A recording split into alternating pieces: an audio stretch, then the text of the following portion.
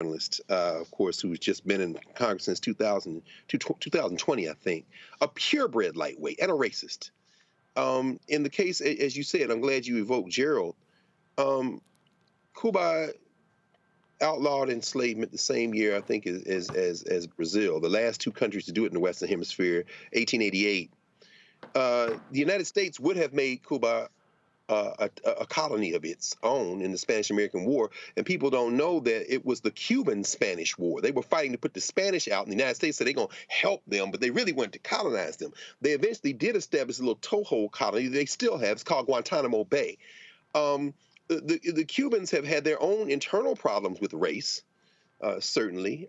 Batista, that regime, being one of the cases. But as you say, when Castro came to power in 1959, they made great leaps forward in terms of race. And Afro-Cubans have been at the heart of Cuban culture, as you say, the spiritual systems, Santeria. When you look at the question of Cuban culture, Africa is at the heart of it.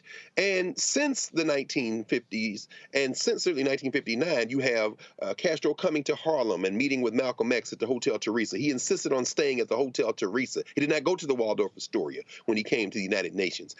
He was open to, of course, partnership with the Soviet Union. And that, of course, is where Salazar, who can't spell the word communist, would use communist as a kind of red herring as Lauren says, make progress in her fundraising and her race baiting. And so, for them, being a communist is the worst thing in the world. And so we don't have time, of course, to go through all the history, but Cuba was on the right side of South Africa, which is why when Nelson Mandela went on his world tour and visited Yasser Arafat in Palestine and then went to Cuba for Fidel Castro, when he came to the United States and they tried to put pressure on him not to talk to them, he said, your enemies are not my enemies. And there were many black people, including Barbara Lee from the Bay Area, who stood strong in solidarity with the Cuban people as they fought the tyranny of the United States of America. Not an easy thing to do in Congress, particularly when members of your own party would turn against you. Finally, Barbara Lee met with Fidel Castro. I believe this has been around maybe 2006, 2007. And I don't know that she didn't meet with Assata Shakur. I don't know, because, of course, people like Big Chris Christie would love to have the woman he calls Joanne Chesimard back here. But that ain't going to happen, baby. By the way, the freedom fighter who made transition in the first days of the year, I'm talking about, of course, the great Sekou Odinga. I share the great Sekou Odinga. But Salazar, at the end of the day, represents the type of anti-black racism that doesn't just speak English, it also speaks Spanish. And as you say, Cuba, the question of Cuba. Black people naming their children Maceo after Antonio Machado, the bronze titan of the Spanish-American War. James Brown, saxophone player, didn't just get that name. That's a Cuban name, Machado. And so Maceo is how we would call it here. All the way up to this day, solidarity with Cuba and the Afro-Cubans especially is a hallmark of revolutionary black folk. And Barbara Lee is about as revolutionary as you can get in the United States Congress, and it's a badge of honor to be thrown out by that racist white nationalist, Salazar. All right, folks, hold tight 1 second. When we come back, we'll talk DEI. Conservatives are attacking it left and right, but one black conservative says they're all wrong. We'll discuss that next on Roland Martin Unfiltered on the Black Star Network.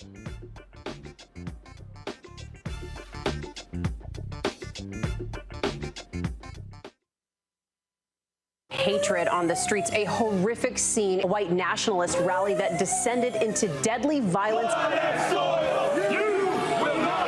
White people are losing their damn minds. As an angry pro-Trump mob storms the U.S. Capitol, we've seen shooting. We're about to see the rise of what I call white minority resistance. We have seen white folks in this country who simply cannot tolerate black folks voting. I think what we're seeing is the inevitable result of violent denial. This is part of American history. Every time that people of color have made progress, whether real or symbolic, there has been what Carol Anderson at Emory University calls white rage as a backlash. This is the rise of the Proud Boys and the Boogaloo Boys. America, there's going to be more of this. Here's all the Proud Boys, guys. This country is getting increasingly racist in its behaviors and its attitudes because of the fear of white people. The fear that they're taking our jobs, they're taking our resources, they're taking our women. This is white fear.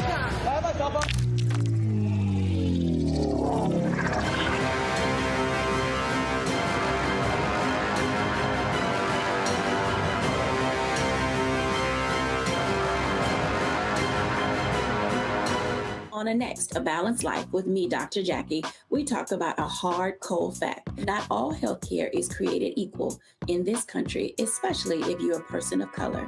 So many of us, Black families, we rely upon each other heavily. A lot of us aren't necessarily sure how to best communicate with our healthcare providers. How to take charge and balance the scales. Your life may depend on it. That's next on A Balanced Life on Black Star Network. On the next Get Wealthy with me, Deborah Owens, America's Wealth Coach, nurses are the backbone of the healthcare industry, and yet only 7% of them are Black. What's the reason for that low number? Well, a lack of opportunities and growth in their profession. Joining us on the next Get Wealthy is Needy Bartanillich. She's going to be sharing exactly what nurses need to do and what approach they need to take ownership of their success. So the Black Nurse Collaborative really spawned from a place and a desire to create opportunities to uplift each other, those of us in the profession, to also look and reach back and create pipelines and opportunities for other nurses like us. That's right here on Get Wealthy, only on Black Star Network.